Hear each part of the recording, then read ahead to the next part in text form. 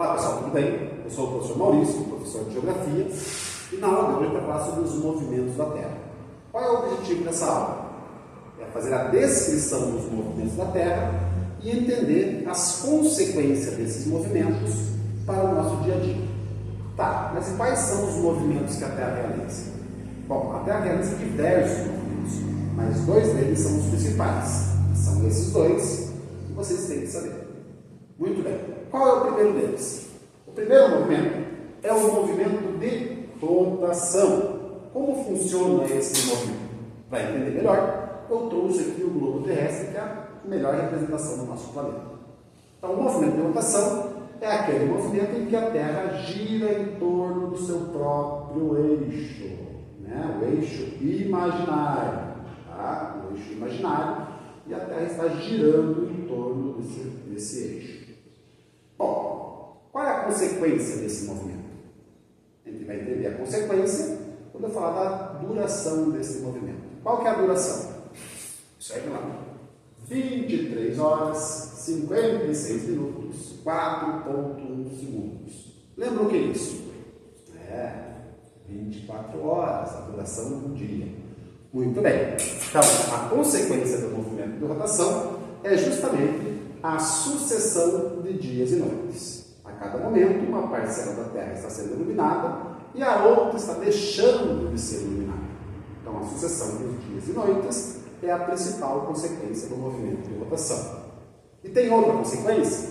Tem. Aí a gente observa aqui da superfície que o Sol nasce no leste e se põe no oeste. Então, o Sol se movimenta? Não. O Sol não está se movimentando.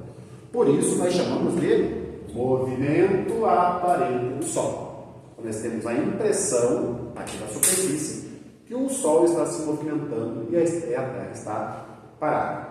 Bom, se o Sol nasce no leste e se põe no oeste, é sinal que a Terra está girando do oeste para o leste, tá? No sentido anti-horário. E aí nós temos a impressão que o Sol está se movimentando do leste para o oeste. E a velocidade? É rápido, devagar? Bom, a velocidade média do movimento de rotação é de 1.674 km por hora. Rápido, né? Muito bem. E qual é o outro movimento? Antes disso, só mostrar aqui para vocês esse slide aqui. Mostra aqui o Sol e aqui a posição da Terra em relação ao Sol no seu movimento de rotação. Então, nós temos aqui o eixo imaginário e a Terra girando de oeste para leste. Aqui nós temos o dia e aqui nós temos a noite.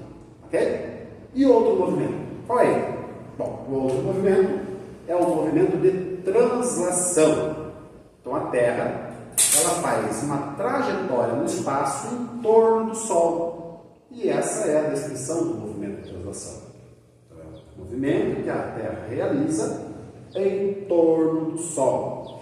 Esse movimento ele leva 365 dias, 5 horas e 47 minutos. Arredondando, 365 dias e 6 horas, que é a duração do ano. Professor, a duração do ano é 365 dias, não tem 6 horas. Boa pergunta. Essas 6 horas, elas vão ser acumuladas durante 4 anos. 6 vezes 4, 24 horas, que é a duração de um dia. Muito bem. Então, em um ano, vai ter 366 dias, que é o chamado ano bissexto. Então, essa é a primeira consequência do movimento de translação, a formação do ano bissexto, que é quando o mês de fevereiro tem 29 dias. E a outra consequência, qual é? A outra consequência são as estações do ano. Então, durante o movimento de translação, a Terra ela vai se posicionar, ela vai estar em posições diferentes, nesse plano de órbita, na elíptica, e em cada uma dessas posições nós teremos essa visão do planeta. Primeiro, aqui nós temos a posição de um solstício. O que é um solstício, professor?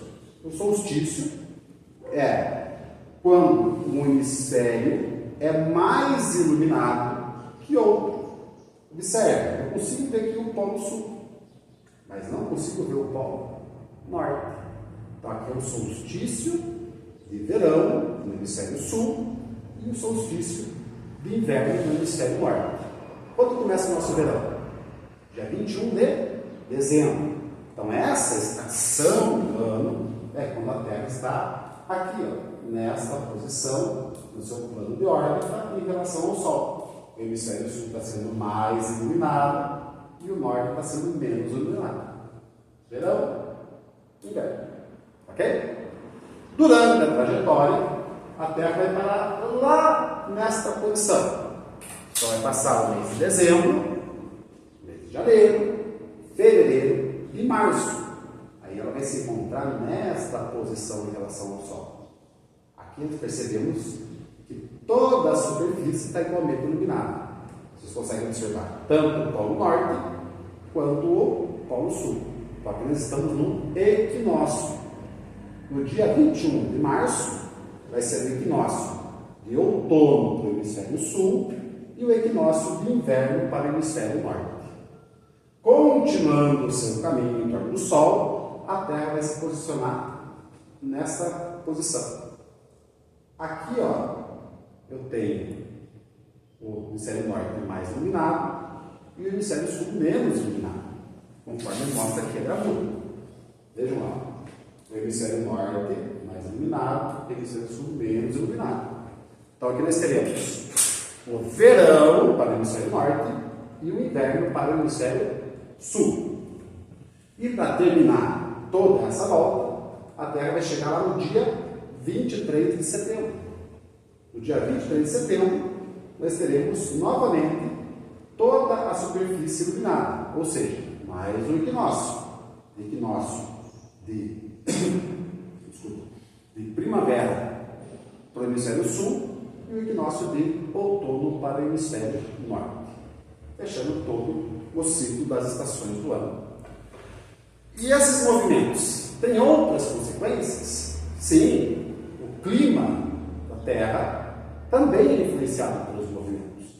No verão, para nós é calor. Para quem está no hemisfério norte, vai ser um inverno que é frio.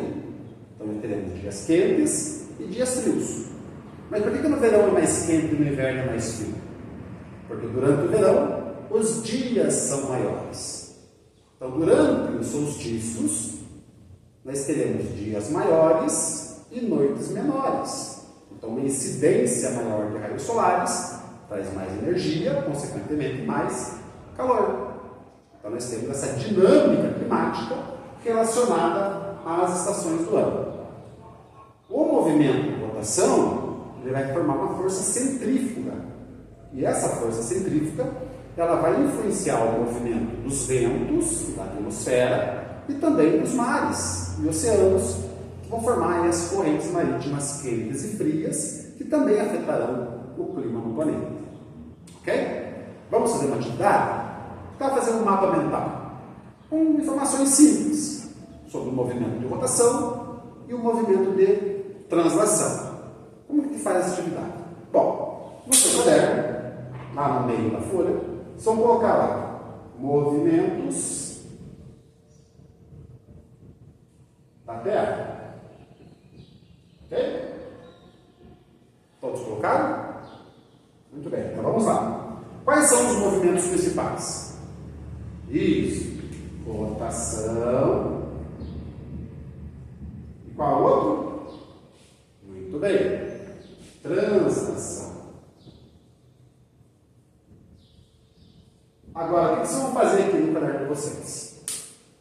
Conforme foi colocado na aula, vocês vão colocar a descrição do movimento de rotação, vão colocar descrição do movimento de translação e outras informações que eu falei durante a aula.